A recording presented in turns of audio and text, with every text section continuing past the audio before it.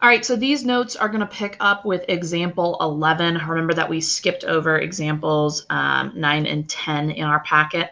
So this is part 2. But before I actually get into these 4 examples here, I want to do just a little quick intro just to make sure we go over a couple of things about how all of these are written in factored form, and I want to talk through how factored form relates to the degree and to the zeros real quick, a little bit more in depth before we do a full example altogether. Okay, so I just came up with these examples here to talk through this real quick. I started with something super familiar, and you probably remember doing something like this in Algebra 2, where you took a quadratic polynomial. So this would be degree 2. This is in standard form because it's all multiplied out, but this is what the factored form would look like.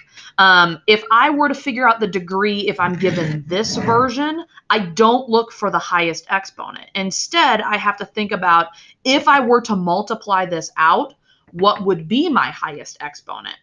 And if you were to multiply this out, you'd get an x times an x. My highest exponent would be x squared. The other way you can figure out the degree is to count the multiplicities.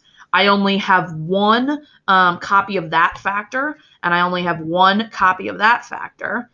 So then if I add those 2 exponents up, I also get to 2. So you can add those exponents on the factors, aka their multiplicities, up. Now, how does this relate to the zeros? Well, you probably remember doing this in Algebra 2, where then you'd take x minus 4, you'd set it equal to 0, x plus 1, you'd set it equal to 0, then you'd solve them, and you'd get 4 and negative 1. Those are the zeros that we're talking about here in our section on our polynomials. Those are the x-intercepts that are going to show up on our graph. So that's how you can take these factors and get to those x-intercepts. But it is something you've seen before there. So what about this example? Something that you didn't do in Algebra 2.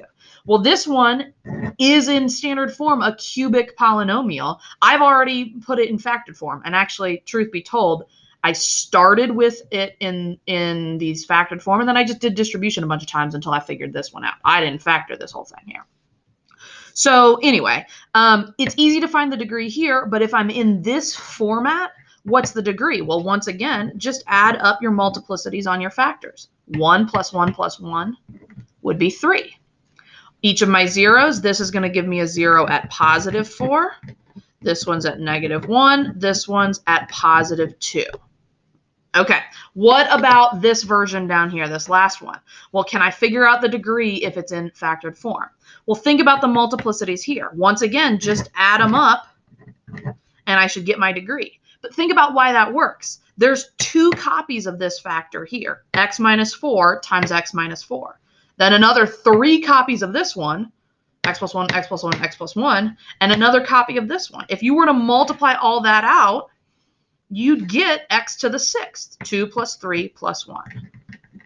So that would be the degree, how we will find that when it's in factored form. So real quick, I'm just going to apply this now to our 4 examples here. This first one, can you figure out what the degree would be? If you said 3, you are right on track. Just add up 1 plus 1 plus 1, add up those multiplicities. Okay, this one's kind of trickier.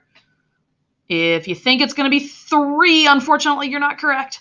It is actually 4 because there are 4 factors on this one with that x there. X times x plus 2 times x minus 5 times x minus 1.